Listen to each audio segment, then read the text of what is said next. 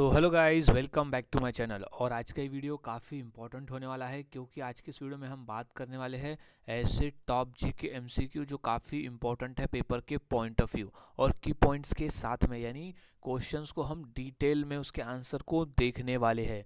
तो यहाँ सभी क्वेश्चन के आंसर को अच्छी तरह से याद में रख लेना है क्योंकि ये सभी क्वेश्चन पेपर में पूछे जा चुके हैं। तो सभी क्वेश्चन को अच्छी तरह से याद में रख ले और की पॉइंट्स को भी याद में रख लेना है, एडिशनल इन्फॉर्मेशन जो कि कोई भी क्वेश्चन है तो आप आसानी से उसका उत्तर दे सकते हो अगर की पॉइंट्स याद में रहता है तो अब शुरुआत करते हैं आज के हमारे इस जी के स्टडी की। तो सबसे पहला प्रश्न है कि काशी विश्वनाथ मंदिर कहाँ स्थित है।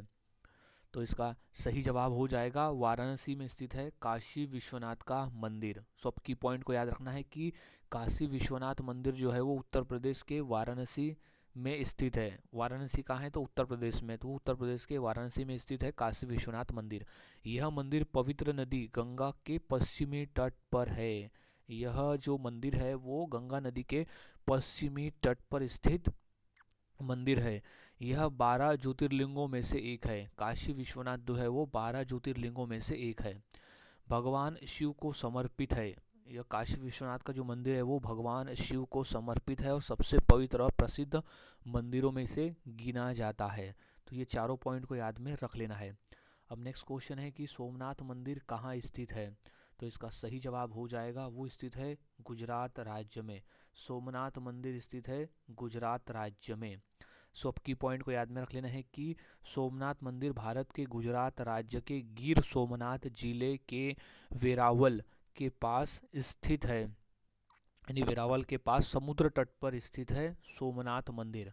यह भगवान शिव के 12 ज्योतिर्लिंगों में से पहला माना जाता है। यानी जो 12 ज्योतिर्लिंग है टोटल, उसमें से जब काउंटिंग करते हैं तो ये पहला ज्योतिर्लिंग है सोमनाथ मंदिर भगवान शिव का। अब यह जो है वो अरब सागर के किनारे स्थित है। सोमनाथ मंदिर जो है वो अरब सागर के किनारे स्थित है। अब ये तीनों पॉइंट को याद में रख लेना है। नेक्स्ट क्वेश्चन है कि लाल ग्रह किसे कहा जाता है। तो इसका सही जवाब है मंगल ग्रह को। लाल ग्रह हम मंगल ग्रह को कहते हैं। सो अब की पॉइंट को याद में रख लेते हैं कि मंगल ग्रह को हम लाल ग्रह यानी रेड प्लैनेट कहते हैं। इसकी सतह पर मौजूद आयरन ऑक्साइड यानी लोहे का जंग के कारण इसकी जो रंग है वो लाल नारंगी दिखाई देती है। इसकी सतह पर मौजूद आयरन ऑक्साइड की वजह से लाल ग्रह हम इसे कहते हैं, लाल दिखाई देता है मंगल ग्रह, इसलिए हम इसे लाल ग्रह कहते हैं। अब इसके दो छोटे चंद्रमा है, एक फोबोस और डिमोस। मंगल ग्रह के दो छोटे चंद्रमा है फोबोस और डिमोस।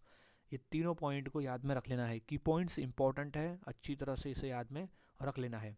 अब नेक्स्ट क्वेश्चन है कि चंद्रमा पर पहला कदम रखने वाला मानव कौन था। तो इसका सही जवाब है नील आर्मस्ट्रॉन्ग।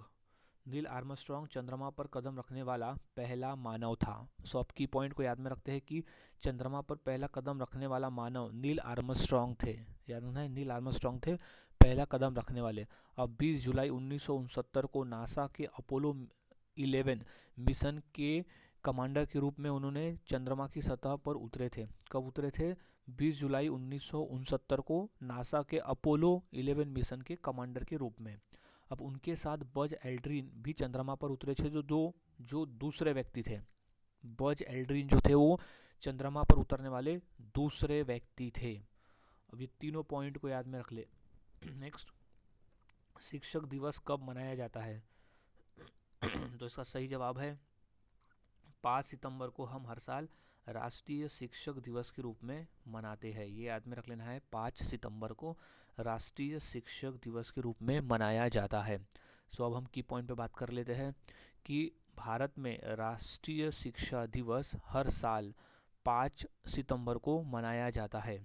अब राष्ट्रीय शिक्षक दिवस भारत के दूसरे राष्ट्रपति और महान शिक्षाविद डॉक्टर सर्वपल्लवी राधाकृष्णन जी की याद में हम मनाते हैं। याद में रखना है, हमारे देश के दूसरे राष्ट्रपति और पहले उपराष्ट्रपति डॉक्टर सर्वपल्लवी राधाकृष्णन जी की याद में हम 5 सितंबर को हर साल राष्ट्रीय शिक्षक दिवस के रूप में मनाते हैं।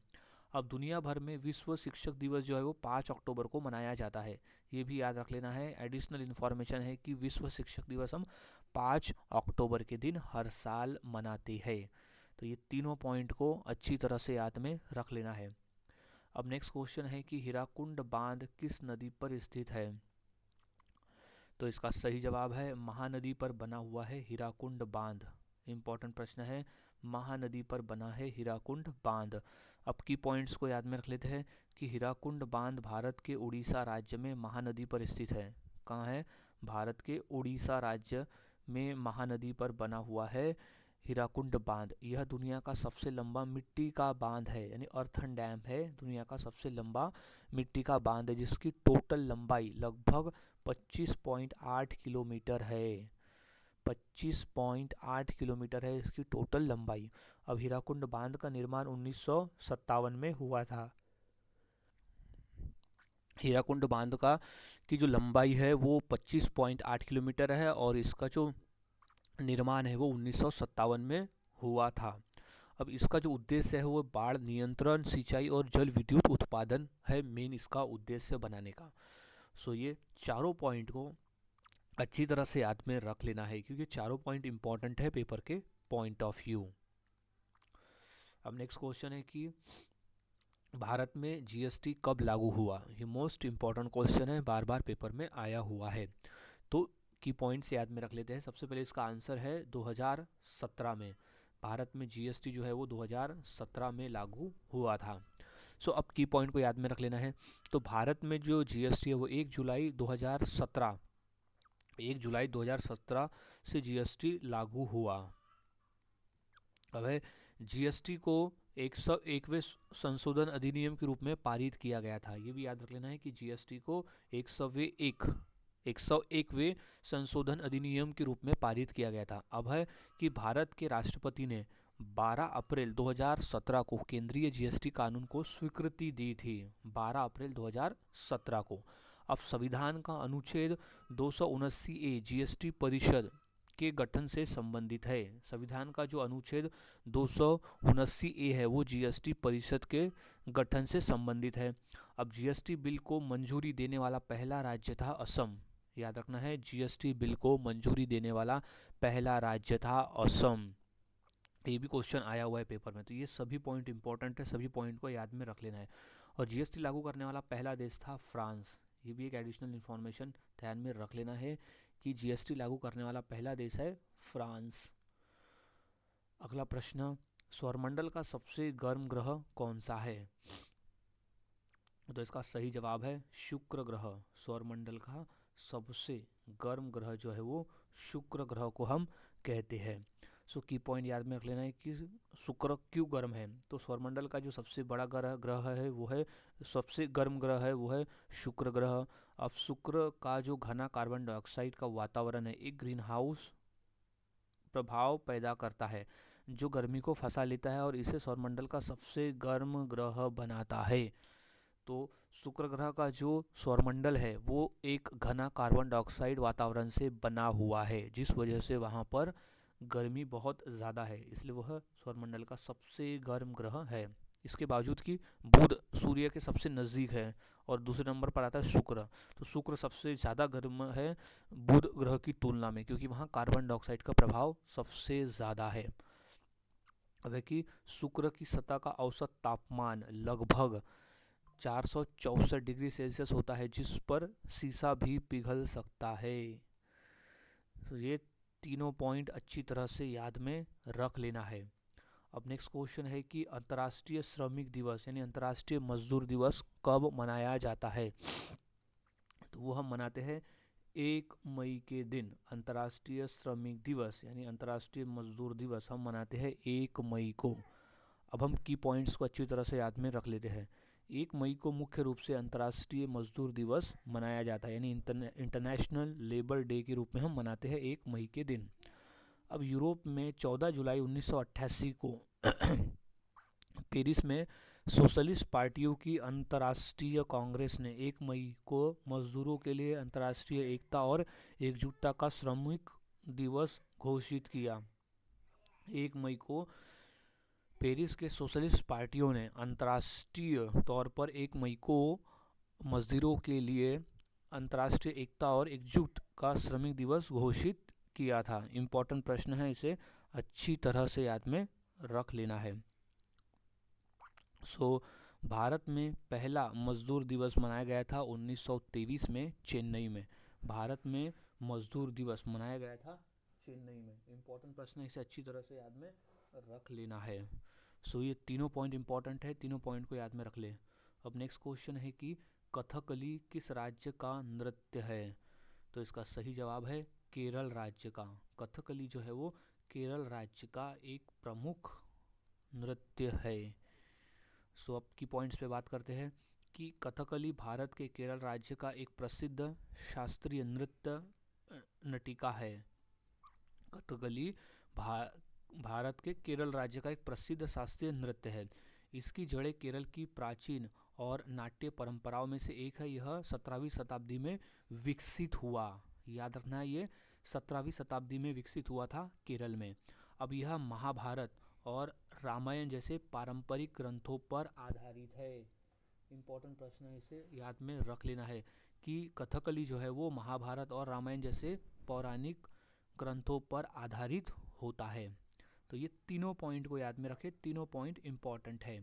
अब नेक्स्ट क्वेश्चन है कि बिहू नृत्य किस राज्य से संबंधित है? तो इसका सही जवाब हो जाएगा असम राज्य से संबंधित है बिहू नृत्य का। अब हम की पॉइंट्स पे बात करते हैं। तो बिहू नृत्य भारत के असम राज्य का एक प्रसिद्ध और स्वदेशी लोक नृत्य है। बिहू जो है वो असम राज्य का एक प्रसिद्ध और स्वदेशी लोक नृत्य है। यह असमिया लोगों की सांस्कृतिक पहचान का प्रतीक है। बिहू नृत्य जो है वो असमिया लोगों की सांस्कृतिक पहचान का प्रतीक है।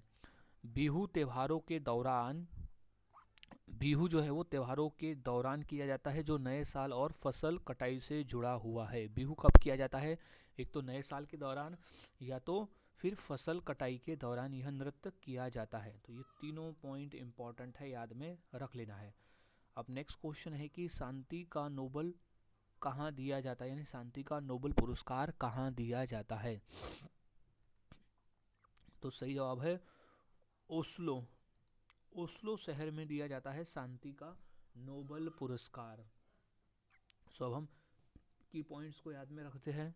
तो सबसे पहला पॉइंट है कि शांति का नोबल पुरस्कार नॉर्वे की राजधानी ओस्लो में दिया जाता है। कहाँ पर? नॉर्वे, उसकी राजधानी है ओस्लो में दिया जाता है शांति का नोबल पुरस्कार। जबकि बाकी चीज़ों का जो नोबल पुरस्कार है वो स्वीडन देश में दिया जाता है। अब यह ओस्लो सिटी हॉल में एक औपचारिक समारोह में प्रदान किया जाता है। ओस्लो सिटी हॉल में एक औपचारिक समारोह के दौरान यह प्रदान किया जाता है शांति का नोबल पुरस्कार। अभी ओस्लो में नोबल शांति केंद्र भी है। ओस्लो में नोबल शांति केंद्र भी स्थित है। तो ये तीनों पॉइंट को अच्छी तरह से याद में रख लेना है, तीनों पॉइंट इंपॉर्टेंट है। अब नेक्स्ट क्वेश्चन है कि कौन सी बीमारी इंसुलिन की कमी से होती है? तो इसका सही जवाब हो जाएगा मधुमेह की बीमारी। मधुमेह की जो बीमारी है वो इंसुलिन की कमी से होने वाली बीमारी है। अब हम की पॉइंट्स पे बात कर लेते हैं कि इंसुलिन की कमी से मुख्य रूप से डायबिटीज़ की बीमारी होती है। इंसुलिन की कमी से डायबिटीज़ की बीमारी होती है। शरीर या तो इंसुलिन बनाता नहीं या इसका सही इस्तेमाल नहीं कर पाता, जिससे खून में शुगर का स्तर बढ़ जाता है, जिसे हाइपरग्लाइसेमिया कहते हैं। याद में रखना है, जब खून में शक्कर की मात्रा बढ़ जाती है तो उसे हाइपरग्लाइसेमिया कहा जाता है। तो अब यह स्थिति लंबे समय में कई गंभीर स्वास्थ्य समस्याओं को भी जन्म दे सकती है। ये तीनों पॉइंट याद में रख लेना है। इंसुलिन की कमी से हमें मधुमेह यानी डायबिटीज़ रोग होता है, और अगर शरीर में इंसुलिन नहीं बनाता है और अगर बनाता भी है उसका सही से इस्तेमाल नहीं कर पाता है तो फिर खून में शुगर की मात्रा बढ़ जाती है, जिसे हम हाइपरग्लाइसेमिया कहते हैं। तो ये तीनों पॉइंट याद में रख लें। अब नेक्स्ट क्वेश्चन है कि दमा का संबंध किस अंग से है? तो वो है फेफड़े से। दमा का जो संबंध है वो फेफड़े से है। अब की पॉइंट को याद में रख लेना है कि दमा यानी अस्थमा का मुख्य रूप से फेफड़े और उसके अंदर हवा ले जाने वाले वायुमार्ग को प्रभावित करने वाली बीमारी है। दमा जो है वो मुख्य रूप से फेफड़े और उसके अंदर ले जाने वाले जो वायुमार्ग है उसे प्रभावित करने वाली बीमारी है। दमा होने पर आपके फेफड़ों के अंदर हवा ले जाने वाली नलिका संवेदनशील हो जाती है और उसमें सूजन आ जाती है। इन वायु मार्गों के आसपास मांसपेशियां कस जाती है और जिसमें नलियां और पतली हो जाती है। वायुमार्ग की परत में अतिरिक्त बलगम निकलता है जिससे हवा का अंदर बाहर जाना और भी कठिन हो जाता है। तो ये सभी पॉइंट्स को अच्छी तरह से याद में रख लेना है। अब नेक्स्ट क्वेश्चन है कि भारत का सबसे ऊंचा जलप्रपात कौन सा है? तो इसका सही जवाब है कुंचिकल जलप्रपात। भारत का सबसे ऊंचा जलप्रपात का नाम है कुंचिकल जलप्रपात। इंपॉर्टेंट प्रश्न है ये। अब पॉइंट्स को याद में रख लेते हैं कि कुंचिकल जलप्रपात भारत का सबसे ऊंचा झरना है। यह कर्नाटक में शिमोगा जिले में वराही नदी द्वारा बनाया गया है। याद में रखने हैं कुंचिकल जलप्रपात कौन सी नदी द्वारा बनाया गया है, तो वो वराही नदी द्वारा बनाया गया है जो कि कर्नाटक के शिमोगा जिले में स्थित है। ये पॉइंट इंपॉर्टेंट है कि कुंचिकल जलप्रपात कहाँ है, तो वो कर्नाटक के शिमोगा जिले में वराही नदी द्वारा बनाया गया है। अब इसकी ऊंचाई जो है वो लगभग 455 मीटर है। इसकी ऊंचाई है 455 मीटर। अब यह भारत का सबसे ऊंचा सीढ़ीदार जलप्रपात है। यह भारत का सबसे ऊंचा सीढ़ीदार जलप्रपात है। अब एशिया का दूसरा सबसे बड़ा जलप्रपात है। कुंचिकल जलप्रपात जो है वो एशिया का दूसरा सबसे बड़ा जलप्रपात है। तो ये सभी पॉइंट अच्छी तरह से याद में रख लेना है। अब नेक्स्ट क्वेश्चन है कि सामान्य व्यक्ति के रक्त का पीएच मान कितना होता है? तो इसका सही जवाब है 7.4 का। मानव शरीर के सामान्य व्यक्ति के रक्त का जो पीएच मान होता है वो होता है 7.4 का। सो अब हम की पॉइंट से याद में रखते हैं कि मनुष्य के रक्त का सामान्य पीएच मान 7.35 से 7.45 के बीच में होता है, जो कि एवरेज होता है 7.4 का। सो याद में रखना है। सो अब मानव रक्त का पीएच मान लगभग 7.4 होता है, तो उसका एवरेज जो बन रहा है 7.35 और 7.45 के बीच में, तो वह है 7.4 का। अब रक्त सामान्य रूप से थोड़ा क्षारीय यानी स्लाइटली अल्कलाइन होता है, क्योंकि 7 में जो है न्यूट्रल होता है, 7 के ऊपर अल्कलाइन होता है और 7 के नीचे होता है एसिडिक। तो 7 के ऊपर यानी 7.4 है तो हल्का सा ये अल्कलाइन होता है टेस्ट में। तो ये तीनों पॉइंट को याद में रख लेना है। अब नेक्स्ट क्वेश्चन है कि विश्व जल दिवस कब मनाया जाता है? तो इसका सही जवाब है हम हर साल 22 मार्च को विश्व जल दिवस के रूप में मनाते हैं। हर साल हम 22 मार्च के दिन विश्व जल दिवस के रूप में मनाते हैं। सो अब हम की पॉइंट्स को अच्छी तरह से याद में रख लेते हैं। सो विश्व जल दिवस यानी वर्ल्ड वाटर डे हर साल 22 मार्च को मनाया जाता है। विश्व जल दिवस हर साल 22 मार्च को हम मनाते हैं। विश्व जल दिवस 1993 से हर साल 22 मार्च को मनाया जाता है। अब कब से, तो 1993 से 22 मार्च को हर साल हम विश्व जल दिवस मनाते हैं। अब संयुक्त राष्ट्र द्वारा मनाया जाने वाला एक वार्षिक कार्यक्रम है जो मीठे पानी के महत्व पर केंद्रित करता है, यानी महत्व पर केंद्रित है। संयुक्त राष्ट्र जो है वो यह कार्यक्रम को मनाता है जो कि मीठे पानी को महत्व देने में केंद्रित है। तो ये तीनों पॉइंट को अच्छी तरह से याद में रख लेना है। अब नेक्स्ट क्वेश्चन है कि सत्यमेव जयते कहाँ से लिया गया है? तो इसका सही जवाब है मुंडक उपनिषद। सत्यमेव जयते जो है वो मुंडक उपनिषद से लिया गया है। सो अब हम की पॉइंट्स को याद में रख लेते हैं कि सत्यमेव जयते मुंडक उपनिषद से लिया गया है। सत्यमेव जयते मुंडक उपनिषद से लिया गया है, जिसका अर्थ होता है कि सत्य की ही विजय होती है। सत्यमेव जयते का मतलब है कि सत्य की ही विजय होती है। भारत के राष्ट्रीय आदर्श वाक्य के रूप में इसे 26 जनवरी 1950 को अपनाया गया था। सत्यमेव जयते को कब अपनाया गया? तो वो 26 जनवरी 1950 को इसे भारत के राष्ट्रीय आदर्श वाक्य के रूप में अपनाया गया। यह भारत के राष्ट्रीय प्रतीक के नीचे देवगिरी लिपि में अंकित है। राष्ट्रीय प्रतीक क्या है? अशोक स्तंभ। तो अशोक स्तंभ के नीचे लिखा गया है सत्यमेव जयते, जो कि अशोक स्तंभ राष्ट्रीय प्रतीक है और ये है राष्ट्रीय आदर्श वाक्य सत्यमेव जयते। तो ये चारों पॉइंट को अच्छी तरह से याद में रख लेना है। अब नेक्स्ट क्वेश्चन है भरतनाट्यम किस राज्य का नृत्य है? तो इसका सही जवाब है तमिलनाडु का। भरतनाट्यम जो है वो तमिलनाडु राज्य का एक प्रसिद्ध नृत्य है। की पॉइंट याद में रख लेना है। भरतनाट्यम दक्षिण भारत के दक्षिण राज्य का एक प्रमुख शास्त्रीय नृत्य है और भरतनाट्यम हमारे भारत देश का एक राष्ट्रीय नृत्य भी है। अब भरतनाट्यम मूल रूप से मंदिरों में किया जाने वाला एक धार्मिक नृत्य है जो हिंदी पौराणिक कथाओं और भक्ति को व्यक्त करता है। वह भरतनाट्यम को पहले दसी अट्टम और सदिराट्टम के नाम से भी जाना जाता था। याद में रख लेना है, दसी अट्टम और सदिराट्टम, सदिराट्टम के नाम से जाना जाता है। ये दोनों नाम से जाना जाता है, भरतनाट्यम को जाना जाता था। तो ये तीनों पॉइंट को याद में रख लेना है। अब नेक्स्ट क्वेश्चन है कि कथकली किस राज्य का नृत्य है? तो इसका सही जवाब है केरल राज्य का। कथकली जो है वो केरल राज्य का एक प्रसिद्ध शास्त्रीय नृत्य है। इम्पॉर्टेंट प्रश्न है, इसे अच्छी तरह से याद में रख ले। सो अब हम की पॉइंट्स पे बात करते हैं। तो कथकली केरल राज्य का एक प्रसिद्ध शास्त्रीय नृत्य है। कथकली की उत्पत्ति 17वीं शताब्दी में केरल में हुई थी। वह अपने विस्तृत मेकअप, रंगीन वेशभूषा और मुखौटा के लिए जाना जाता है। कथकली नृत्य जो है वो अपने विस्तृत मेकअप, रंगीन वेशभूषा और मुखौटों के लिए जाना जाता है। अब कथकली नृत्य में आमतौर पर भारतीय महाकाव्यों जैसे रामायण और महाभारत से कहानियाँ प्रस्तुत की जाती है। तो ये चारों पॉइंट इम्पॉर्टेंट है, चारों पॉइंट को याद में रख लेना है।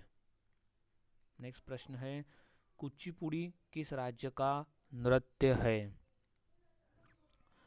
तो इसका सही जवाब हो जाएगा आंध्र प्रदेश का। कुचिपुड़ी जो है वो आंध्र प्रदेश का नृत्य है। सो अब हम की पॉइंट्स को अच्छी तरह याद में रख लेते हैं कि कुचिपुड़ी भारत के आंध्र प्रदेश राज्य का एक शास्त्रीय नृत्य है जिसकी उत्पत्ति आंध्र प्रदेश के कुचिपुड़ी गांव में हुई। कुचिपुड़ी जो है वो आंध्र प्रदेश राज्य की एक शास्त्रीय नृत्य है जिसकी उत्पत्ति आंध्र प्रदेश के कुचिपुड़ी गांव में हुई थी, इसलिए इसे कुचिपुड़ी नृत्य कहते हैं। अब यह रामायण, महाभारत और भगवत पुराण की कहानियों पर आधारित होता है। कुचिपुड़ी नृत्य जो है वो रामायण, महाभारत और भगवत पुराण की कहानियों पर आधारित होता है। इसमें कर्नाटक संगीत का प्रयोग होता है और मृदगम, वायलिन, बांसुरी जैसे वाद्य यंत्रों का उपयोग किया जाता है। अब ये तीनों पॉइंट को याद में रख लेना है। नेक्स्ट प्रश्न है कि मोहिनीअट्टम किस राज्य का शास्त्रीय नृत्य है? तो इसका सही जवाब है केरल राज्य का। मोहिनीअट्टम जो है वो केरल राज्य का एक प्रसिद्ध शास्त्रीय नृत्य है। सो अब हम की पॉइंट्स पे बात कर लेते हैं कि मोहिनीअट्टम केरल राज्य का शास्त्रीय नृत्य है। मोहिनीअट्टम जो है वो केरल राज्य का शास्त्रीय नृत्य है। मोहिनीअट्टम का अर्थ है मोहिनी, एक पौराणिक मोहिनी अवतार, और अट्टम का मतलब है संयोजक, जिसका अर्थ है कि जादूगरनी का नृत्य, जादूगरनी का नृत्य। यह एक एकल नृत्य है जो महिलाओं द्वारा किया जाता है और पानी लास्य कोमल शैलियों के लिए जाना जाता है। अपनी लास्य यानी कोमल शैलियों के लिए भी यह नृत्य जाना जाता है, मोहिनी अट्टम। तो अब ये तीनों पॉइंट को अच्छी तरह से याद में रख लेना है। अब नेक्स्ट क्वेश्चन है कि गरबा किस राज्य का लोक नृत्य है? तो वह है गुजरात राज्य का। गरबा जो है वो गुजरात राज्य का एक प्रसिद्ध लोक नृत्य है। सो की पॉइंट को याद में रख लेते हैं कि गरबा मुख्य रूप से गुजरात राज्य का एक लोकप्रिय लोक नृत्य है। गरबा जो है वो मुख्य रूप से गुजरात राज्य का लोकप्रिय लोक नृत्य है। गरबा नवरात्रि के 9 दिवसीय त्योहारों के दौरान किया जाता है। गरबा जो है वो 9 दिवसीय त्योहारों के दौरान किया जाता है। एक दीपक या देवी दुर्गा की छवि को केंद्र में रखकर नृत्य किया जाता है जो दिव्य ऊर्जा का प्रतीक है। तो ये तीनों को पॉइंट्स को याद में रख लेना है। तीनों पॉइंट्स इंपॉर्टेंट है पेपर के पॉइंट ऑफ व्यू। अब नेक्स्ट क्वेश्चन है कि सूर्य के सबसे निकट ग्रह कौन सा है? तो इसका सही जवाब है बुध ग्रह। सूर्य के सबसे निकट वाला जो ग्रह है वो है बुध ग्रह। सो अब की पॉइंट्स को याद में रख लेते हैं कि सूर्य के सबसे नज़दीक ग्रह है मर्क्यूरी। सूर्य के सबसे नज़दीक वाला ग्रह है मर्क्यूरी। इसका जो व्यास है लगभग 4879 किलोमीटर है। इसका जो व्यास है वो है 4879 किलोमीटर। बुध सूर्य की एक परिक्रमा केवल 88 दिनों में पूरी कर लेता है।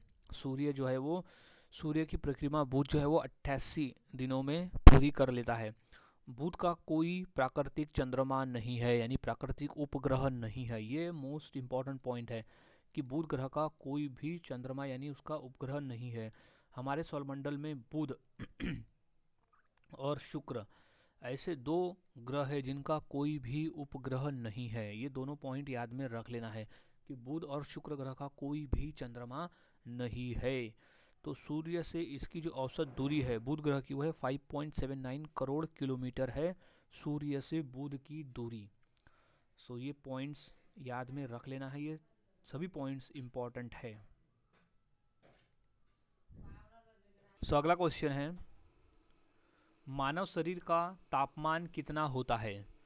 तो इसका सही जवाब है 37 डिग्री सेल्सियस का होता है। मानव शरीर का जो तापमान है वो 37 डिग्री सेल्सियस होता है, मानव शरीर का सामान्य तापमान।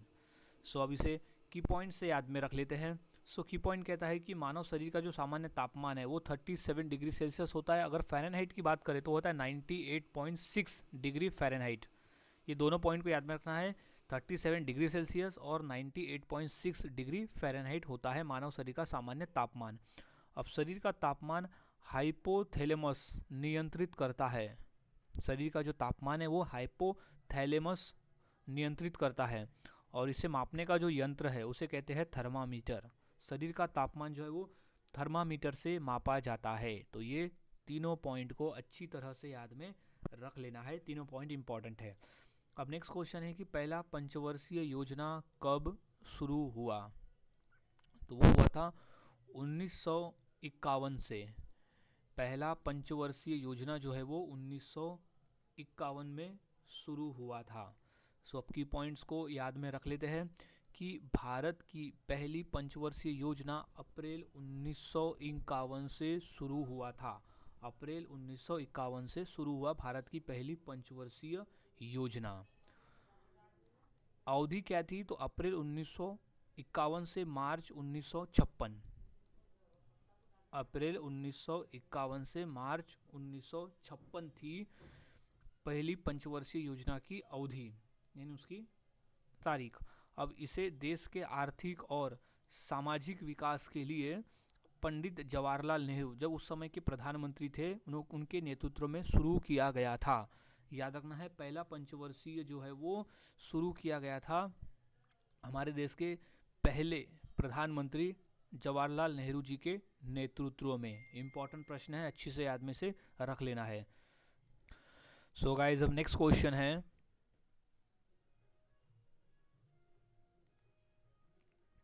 लोनार झील किस जिले में स्थित है? तो इसका सही जवाब हो जाएगा बुल्डाना झील में। लोनार झील जो है वो बुल्डाना जिले में स्थित है। इंपॉर्टेंट प्रश्न है, अच्छी तरह से इसे याद में रख लेना है। तो अब की पॉइंट्स पे हम इसे बात करते हैं कि लोनार झील महाराष्ट्र राज्य के बुल्डाना जिले में स्थित है। लोनार झील जो है वो महाराष्ट्र के बुल्डाना जिले में स्थित है। यह उल्कापिंड के टकराने से बनी हुई क्रेटर झील है। क्रेटर यानी गड्ढा है, तो यह उल्कापिंड से टकराने से बनी हुई झील है। ये इंपॉर्टेंट पार्ट है, इसे अच्छी तरह से याद में रख लेना है। अब लोनार झील खारे और क्षारीय पानी की झील है। लोनार झील जो है वो एक खारे और क्षारीय पानी की झील है। इसे रामसर साइट और राष्ट्रीय भूवैज्ञानिक धरोहर के रूप में घोषित किया गया है। तो ये चारों पॉइंट अच्छी तरह से याद में रख लेना है, चारों पॉइंट इंपॉर्टेंट है पेपर के पॉइंट ऑफ व्यू। अब नेक्स्ट क्वेश्चन है कि किसे भारत का मिसाइल मैन कहा जाता है? तो वो है डॉक्टर एपीजे अब्दुल कलाम को। डॉक्टर एपीजे अब्दुल कलाम को भारत का मिसाइल मैन कहा जाता है। सो अब हम की पॉइंट्स पे बात करते हैं कि डॉक्टर एपीजे अब्दुल कलाम को भारत का मिसाइल मैन कहा जाता है। डॉक्टर एपीजे अब्दुल कलाम को भारत का मिसाइल मैन हम कहते हैं। उन्होंने integrated guided missile development program का नेतृत्व किया था। उन्होंने integrated guided missile development program का नेतृत्व किया था और भारत को एक परमाणु शक्ति बनाने में मदद की थी, इसलिए उन्हें मिसाइल मैन कहते हैं। वह 2002 से 2007 तक भारत के राष्ट्रपति रहे थे। जो एपीजे अब्दुल कलाम थे वो 2002 से 2007 तक भारत के राष्ट्रपति रहे थे। उन्होंने भारत के सर्वोच्च नागरिक सम्मान भारत रत्न से भी सम्मानित किया गया था। उन्हें भारत रत्न से भी सम्मानित किया गया था। तो ये सभी पॉइंट्स को याद में रख लेना है। हमें एडिशनल इन्फॉर्मेशन यहाँ ये भी मिल गई कि एपीजे अब्दुल कलाम भारत के राष्ट्रपति थे 2002 से 2007 तक। तो सभी पॉइंट को याद में रख ले। अब नेक्स्ट क्वेश्चन है कि गोल्डन टेम्पल यानी स्वर्ण मंदिर कहाँ स्थित है? तो सही जवाब है अमृतसर में। गोल्डन टेम्पल जो है वो अमृतसर में स्थित टेम्पल है। सो अब हम की पॉइंट्स को याद में रख लेते हैं कि स्वर्ण मंदिर भारत के पंजाब राज्य के अमृतसर शहर में स्थित है। स्वर्ण मंदिर पंजाब राज्य के अमृतसर शहर में स्थित है। इसे हरमिंदर साहिब और दरबार साहिब के नाम से भी जाना जाता है। स्वर्ण मंदिर को हम हरमिंदर साहिब और दरबार साहिब के नाम से भी जानते हैं। यह सिख धर्म का सबसे पवित्र और प्रमुख तीर्थ स्थल है। जो गोल्डन टेम्पल है, स्वर्ण मंदिर है, वो सिख धर्म से संबंधित टेम्पल है।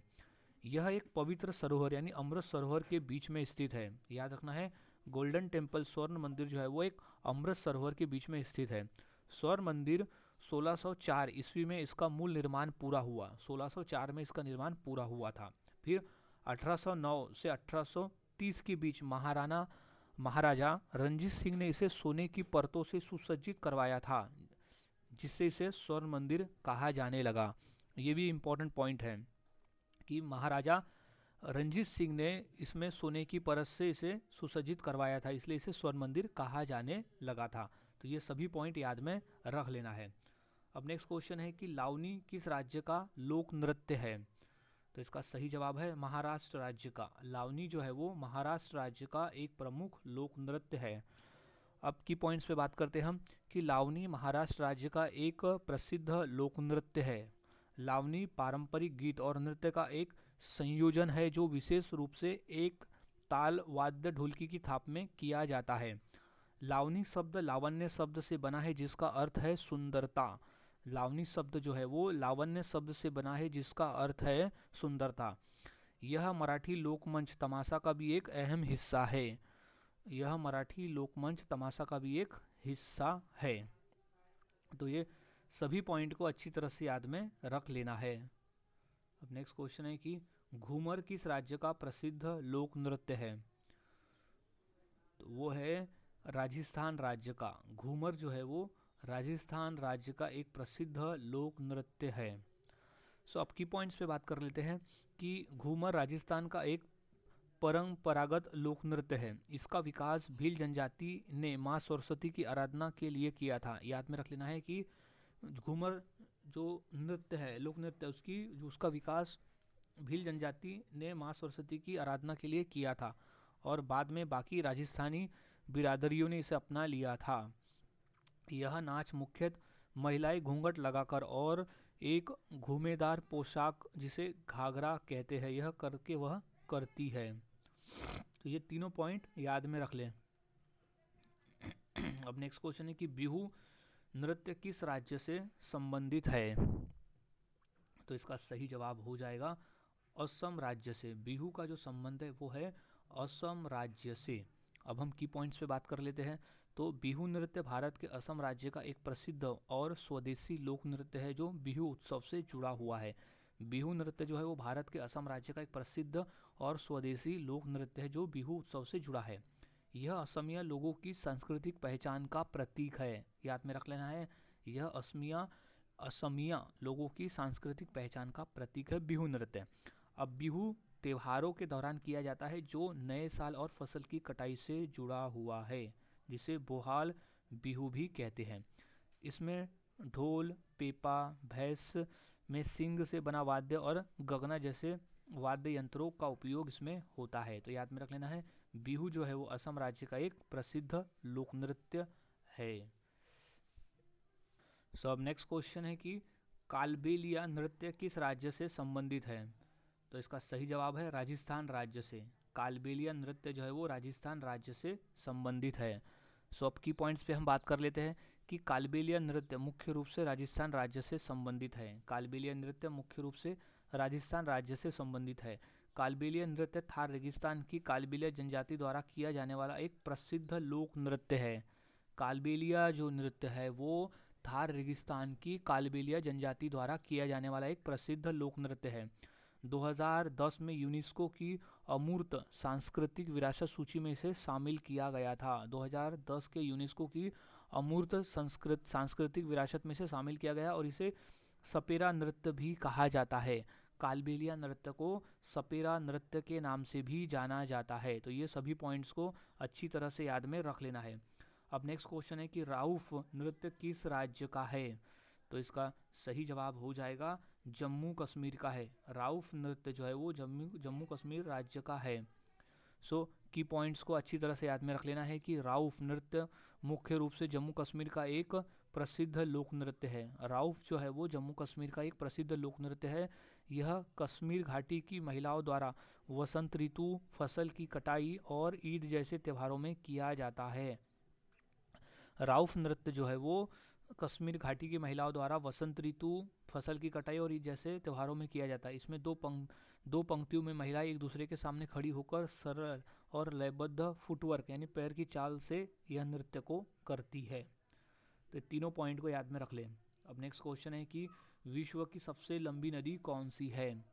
तो इसका सही जवाब है नील नदी है। विश्व की सबसे लंबी नदी का नाम है नील नदी। अब की पॉइंट्स को याद में रख लेते हैं कि विश्व की सबसे लंबी नदी है नील नदी। विश्व की सबसे लंबी नदी है नील नदी।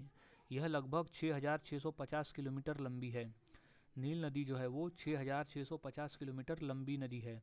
यह उत्तर पूर्वी अफ्रीका में 11 देशों से होकर बहती है। यह उत्तर पूर्वी अफ्रीका में 11 देशों से होकर बहती है नील नदी। इस नदी का उद्गम विक्टोरिया झील माना जाता है। इस नदी का जो उद्गम है वो विक्टोरिया झील माना जाता है और यह भूमध्य सागर में गिरती है। नील नदी जो है वो भूमध्य सागर में जाकर गिरती है। तो ये सभी पॉइंट्स को याद में रख ले। नेक्स्ट है कि थार मरुस्थल किस राज्य में स्थित है? सो थार मरुस्थल किस राज्य में स्थित है? तो की पॉइंट को याद में रख लेते हैं कि थार मरुस्थल मुख्य रूप से भारत के राजस्थान राज्य में स्थित है। थार मरुस्थल जो है वो मुख्य रूप से भारत के राजस्थान राज्य में स्थित है। यह गुजरात, पंजाब और हरियाणा के दक्षिणी हिस्सों के साथ साथ पाकिस्तान के पंजाब और सिंध प्रांतों तक फैला हुआ है। याद में रख लेना है कि थार मरुस्थल यानी थार रेगिस्तान जो है वो गुजरात, पंजाब और हरियाणा के दक्षिणी हिस्सों के साथ साथ भारत के पंजाब और सिंध प्रांतों तक भी फैला हुआ है। तो भारत में इसका लगभग 60% हिस्सा राजस्थान में है। भारत में इसका 60% जो हिस्सा है वो राजस्थान में है और इसे महान भारतीय मरुस्थल के नाम से भी जाना जाता है। तो ये सभी पॉइंट्स को अच्छी तरह से याद में रख लेना है। ये सभी पॉइंट इंपॉर्टेंट है पेपर के पॉइंट ऑफ व्यू। अब अगला प्रश्न है कि भारत का सबसे बड़ा बांध कौन सा है? तो वो है टिहरी बांध। भारत का सबसे बड़ा बांध है टिहरी बांध। अब हम की पॉइंट्स पे बात कर लेते हैं। तो भारत का सबसे बड़ा बांध टिहरी बांध है और यह उत्तराखंड के टिहरी गढ़वाल जिले में भागीरथी नदी पर बना हुआ है। ये याद रखने वाली बात है कि जो टिहरी बांध है वो किस नदी पर बना हुआ है? तो वो भागीरथी नदी पर बना हुआ है उत्तराखंड के टिहरी गढ़वाल जिले में। अब इसकी जो ऊंचाई है वो 260.5 मीटर है जबकि लंबाई है 575 मीटर। इसकी ऊंचाई है 260 मीटर और लंबाई है 575 मीटर। यह विद्युत उत्पादन, जल सिंचाई एवं पेयजल आपूर्ति में महत्वपूर्ण भूमिका निभाता है। तो ये चारों पॉइंट को याद में रख ले, इंपॉर्टेंट पॉइंट्स है ये। अब नेक्स्ट क्वेश्चन है कि किस नदी को बंगाल का शोक कहा जाता है? तो इसका सही जवाब हो जाएगा बंगाल का शोक कहते हैं दामोदर नदी को। दामोदर नदी को बंगाल का शोक कहा जाता है। क्यों कहा जाता है ये की पॉइंट्स में और अच्छे से हम समझ लेते हैं। तो दामोदर नदी को बंगाल का शोक कहा जाता है। ऐतिहासिक रूप से यह झारखंड और पश्चिम बंगाल के मैदानी इलाकों में विनाशकारी बाढ़ लाती है। याद रखना है, दामोदर नदी जो है वो झारखंड और पश्चिम बंगाल के मैदानी इलाकों में एक विनाशकारी बाढ़ लाती थी और जिसे दामोदर नदी झारखंड के लातोहार जिले से निकलती है, जिसे छोटा नागपुर पठार कहते हैं, वो वहाँ से निकलती है झारखंड के लातोहार जिले से। अब दामोदर घाटी निगम की स्थापना के बाद बाढ़ पर नियंत्रण के उपाय किए गए जिससे स्थिति में सुधार हुआ है। दामोदर घाटी निगम की स्थापना हुई जिस वजह से दामोदर घाटी में जो बाढ़ आता था उसे नियंत्रण किया गया जिससे स्थिति में थोड़ी सुधार आई है। तो ये सभी पॉइंट्स को याद में रख लें। अब नेक्स्ट क्वेश्चन है कि विद्युत धारा की एसआई इकाई क्या है? तो इसका सही जवाब है एम्पियर। विद्युत धारा की जो एसआई इकाई होती है वो होती है एम्पियर में। सो अब की पॉइंट्स को याद में रख लेते हैं। तो विद्युत धारा यानी इलेक्ट्रिक करंट की जो एसआई इकाई है वो है एम्पियर। विद्युत धारा की यानी इलेक्ट्रिक करंट की जो एसआई इकाई होती है वो होती है एम्पियर में। अब इसे ए अक्षर से दर्शाया जाता है। एम्पियर को हम ए अक्षर से दर्शाते हैं। अब है यह एक कूलम्ब आवेश के प्रति सेकंड प्रवाह के बराबर होती है। यह जो है वो एम्पियर जो है एक कूलम्ब आवेश प्रति सेकंड प्रवाह के बराबर होती है। विद्युत धारा को मापने के लिए अमीटर नामक उपकरण का उपयोग किया जाता है। विद्युत धारा को मापने के लिए एमीटर नामक उपकरण का उपयोग किया जाता है। तो ये चारों पॉइंट को अच्छी तरह से याद में रख लेना है। अब नेक्स्ट पॉइंट है कि छोलिया नृत्य किस राज्य से संबंधित है? तो इसका सही जवाब है उत्तराखंड से संबंधित है छोलिया नृत्य का। उत्तराखंड है छोलिया नृत्य। अब की पॉइंट्स पे हम बात कर लेते हैं कि छोलिया नृत्य भारत के उत्तराखंड राज्य के कुमाऊं क्षेत्र का एक प्रसिद्ध और पारंपरिक लोक नृत्य है। छोलिया नृत्य जो है वो भारत के उत्तराखंड राज्य के कुमाऊं क्षेत्र का एक प्रसिद्ध और पारंपरिक लोक नृत्य है। यह एक तलवार नृत्य है जो तलवारों की लड़ाई का नाटकीय चित्रण करता है। यह एक तलवार नृत्य है जो तलवारों की लड़ाई का नाट्य चित्रण करता है। और छोलिया नृत्य की उत्पत्ति भारतीय राज्य उत्तराखंड के कुमाऊं मंडल और नेपाल के सुदूर पश्चिम प्रांत में हुई है। छोलिया नृत्य की जो उत्पत्ति है वो भारत के उत्तराखंड राज्य के कुमाऊं मंडल और नेपाल के सुदूर पश्चिम प्रांत में हुई है। तो ये तीनों पॉइंट को अच्छी तरह से याद में रख लेना है। अब नेक्स्ट क्वेश्चन है कि करकट्टम किस राज्य का लोक नृत्य है? तो इसका सही जवाब है तमिलनाडु का। करकट्टम जो है वो तमिलनाडु का एक प्रसिद्ध लोकप्रिय लोक नृत्य है। तो करकट्टम तमिलनाडु राज्य का एक लोकप्रिय और प्राचीन लोक नृत्य है। करकट्टम का अर्थ होता है कारू यानी मिट्टी, कट्टम यानी घड़ा से बना, जिसका अर्थ होता है मिट्टी का घड़ा। तो यह मुख्य रूप से वर्षा देवी मरियम्मन को समर्पित है। किसे समर्पित है? तो वर्षा देवी मरियम्मन को समर्पित है यह नृत्य। अब ये तीनों पॉइंट को अच्छी तरह से याद में रख लेना है। नेक्स्ट, यक्षगान किस राज्य का नृत्य नाटक है? तो वह है कर्नाटक का। यक्षगान जो है वो कर्नाटक राज्य का नृत्य नाटक है। सो अब हम की पॉइंट्स पे बात करते हैं कि यक्षगान मुख्य रूप से कर्नाटक राज्य का एक पारंपरिक और लोकप्रिय नृत्य नाटक है। यक्षगान जो है मुख्य रूप से कर्नाटक राज्य का एक पारंपरिक और लोकप्रिय नाटक है। अब यक्षगान मुख्य रूप से महाभारत और रामायण की कथाओं को नृत्य, संगीत और संवाद के माध्यम से प्रस्तुत करता है। दक्षिण की ओर दक्षिण कन्नड़ में तुलुनाडु क्षेत्र में कारसगोडम तक यक्षगान के रूप को नथिट्टू कहा जाता है, नकुठुक्कू कहा जाता है इसे। अब ये तीनों पॉइंट्स को अच्छी तरह से याद में रख लेना है। अब नेक्स्ट क्वेश्चन की बात करते हैं कि झूमर नृत्य किस राज्य से संबंधित है? तो वो है झारखंड राज्य से। झूमर नृत्य जो है वो झारखंड राज्य से संबंधित है। अब की पॉइंट्स की बात कर लेते हैं कि झूमर मुख्य रूप से झारखंड, बिहार, उड़ीसा, छत्तीसगढ़, पश्चिम बंगाल और असम राज्यों का एक लोक नृत्य है। यह नृत्य आदिवासी समुदाय और सदान द्वारा किया जाता है, जो इंडो आर्यन जातीय समुदाय द्वारा किया जाता है। इसमें जीवन शैली विश्वासों को दर्शाया जाता है। अब यह यानी झूमर छोटा नागपुर पठार क्षेत्र में प्रचलित है और फसल के मौसम में जुड़ा है, जिससे लोग एक पंक्ति में हाथ पकड़कर गाते और नाचते हैं। छोटा नागपुर पठार जो कि है झारखंड में, वहाँ है फसल के मौसम में इससे जुड़ा हुआ है, जिसे लोग एक पंक्ति में हाथ जोड़कर गाते और नाचते हैं। तो ये तीनों पॉइंट को याद में रख लेना है। अब नेक्स्ट क्वेश्चन है कि पंथी नृत्य किस राज्य से संबंधित है? तो पंथी नृत्य जो है वो छत्तीसगढ़ राज्य से संबंधित है पंथी नृत्य का। तो अब की पॉइंट्स को याद में रख लेते हैं कि पंथी नृत्य छत्तीसगढ़ राज्य से संबंधित है। यह मुख्य रूप से वहाँ के सतनामी समुदाय द्वारा किया जाता है। याद में रख लेना है कि पंथी नृत्य किसके द्वारा किया जाता है? तो सतनामी समुदाय द्वारा किया जाता है पंथी नृत्य। यह नृत्य धार्मिक त्योहारों के दौरान प्रदर्शित किया जाता है और गुरु घासीदास के अनुयायियों से जुड़ा हुआ है, जिन्होंने समानता और सामाजिक न्याय का संदेश दिया। तो ये तीनों पॉइंट को अच्छी तरह से याद में रख लें। अब नेक्स्ट क्वेश्चन है कि डोल्लू कुनीथा किस राज्य का नृत्य है? तो वो है कर्नाटक राज्य का। डोल्लू कुनीथा जो है वो कर्नाटक राज्य का नृत्य है। सो अब हम की पॉइंट्स पे याद रखते हैं कि डोल्लू कुनीथा जो है वो कर्नाटक राज्य का एक लोकप्रिय और ऊर्जावान लोक नृत्य है। डोल्लू कुनीथा जो है वो कर्नाटक राज्य का एक लोकप्रिय और ऊर्जावान लोक नृत्य है। यह मुख्य रूप से भगवान शिव के एक रूप श्री वीरलिंगेश्वर की पूजा से जुड़ा हुआ है।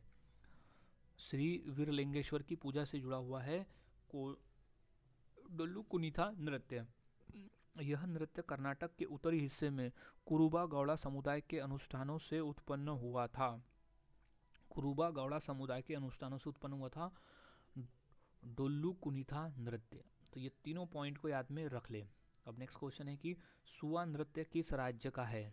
तो इसका सही जवाब है सुआ नृत्य जो है वो छत्तीसगढ़ी राज्य है, यानी छत्तीसगढ़ राज्य से संबंधित है। तो सुआ नृत्य छत्तीसगढ़ और मध्य प्रदेश से संबंधित है। सुआ नृत्य जो है वो छत्तीसगढ़ और मध्य प्रदेश से संबंधित नृत्य है। अब यह दीपावली के दौरान महिलाओं द्वारा तोते के रूप में किया जाता है। अब इसमें नर्तक तोते की तरह झुकते और फड़फड़ाते हैं और सुआ गीत गाते हैं। नर्तक इसमें जो है वो झुकते और फड़फड़ाते हैं तोते की तरह और सुआ गीत गाते हैं जो भक्ति और प्रेम व्यक्त करते हैं। इसे तोता नृत्य या फाग नृत्य भी कहा जाता है। इसे तोता नृत्य और फाग नृत्य भी कहा जाता है। तो ये चारों पॉइंट्स को अच्छी तरह से याद में रख लेना है, इम्पोर्टेंट पॉइंट है। अब नेक्स्ट क्वेश्चन है कि झिझिया नृत्य किस राज्य का है? तो वो है बिहार का। झिझिया नृत्य जो है वो बिहार राज्य का नृत्य है। सो अब हम की पॉइंट्स को याद में रख लेते हैं कि झिझिया नृत्य भारत के बिहार राज्य का एक प्रसिद्ध लोक नृत्य है। यह नृत्य पारंपरिक रूप से दशहरा के त्योहारों के दौरान देवी दुर्गा को प्रसन्न करने के लिए किया जाता है। यह नृत्य जो है वो पारंपरिक रूप से दशहरा के त्यौहार के दौरान देवी दुर्गा को प्रसन्न करने के लिए किया जाता है झिझिया नृत्य। इसमें सिर पर मिट्टी का घड़ा रखकर नृत्य किया जाता है जो बुरी शक्तियों से बचाव और देवी दुर्गा को समर्पित होता है। इसमें सिर पर मिट्टी का घड़ा रखकर किया जाता है जो बुरी शक्तियों और बचाव और देवी दुर्गा को समर्पित है यह नृत्य। तो ये तीनों पॉइंट को याद में रखना है। अब नेक्स्ट क्वेश्चन है कि फाग नृत्य किस पर्व से जुड़ा हुआ है? तो फाग नृत्य जो है वो होली के त्यौहार से जुड़ा हुआ है फाग नृत्य। अब की पॉइंट्स को याद में रख लेते हैं कि फाग नृत्य जो है वो मुख्य रूप से होली के त्योहारों से जुड़ा है जो फाल्गुन के महीने में मनाया जाता है। वसंत के आगमन, राधा कृष्ण के प्रेम और बुराई पर अच्छाई की जीत का प्रतीक है वसंत। अब ये महीने हिंदू पंचांग के फाल्गुन महीने में आता है। ये जो महीना है वो फाल्गुन के महीने में आता है जिसके कारण इस नृत्य का नाम फाग पड़ा। तो ये तीनों पॉइंट्स को अच्छी तरह से याद में रख लेना है। अब नेक्स्ट क्वेश्चन की बात करते हैं कि डुम्हाल नृत्य किस राज्य का है? तो डुम्हाल नृत्य जो है वो जम्मू कश्मीर राज्य का है डुम्हाल नृत्य। अब की पॉइंट्स पे बात कर लेते हैं कि डुम्हाल नृत्य मुख्य रूप से पश्चिम जम्मू और कश्मीर का एक पारंपरिक लोक नृत्य है डुम्हाल नृत्य। इसे वहाँ की वटाल जनजाति के पुरुष विशेष अवसरों पर करते हैं जिसमें वे लंबे रंगीन वस्त्र और ऊंची टोपी पहनते हैं। याद रखना है डुम्हाल नृत्य जो है वो वटाल जनजाति द्वारा किया जाता है। ये इम्पोर्टेंट पॉइंट है, इसे याद में रख लेना है। सो अब इस नृत्य को केवल पुरुष करते हैं। डुम्हाल नृत्य को केवल पुरुष करते हैं, वो भी वटाल जनजाति के पुरुष। सो अब ये तीनों पॉइंट्स को गाइज अच्छी तरह से याद में रख ले, ये तीनों पॉइंट इंपॉर्टेंट है। सो गाइज आज की इस वीडियो में हमने ऐसे इंपॉर्टेंट क्वेश्चन देखे जो कि इंपॉर्टेंट थे पेपर के पॉइंट ऑफ व्यू और डिटेल में देखा ताकि कोई भी क्वेश्चन आए तो आप आसानी से उत्तर दे सको। सो मिलता हूँ ऐसे ही और नए जीके क्वेश्चंस के साथ अगली वीडियो में। तब तक के लिए चैनल के साथ बने रहे, वीडियोस को देखते रहे और इसी तरह से रोज़ाना जीके की प्रैक्टिस करते रहे, डिटेल में पढ़ते रहे।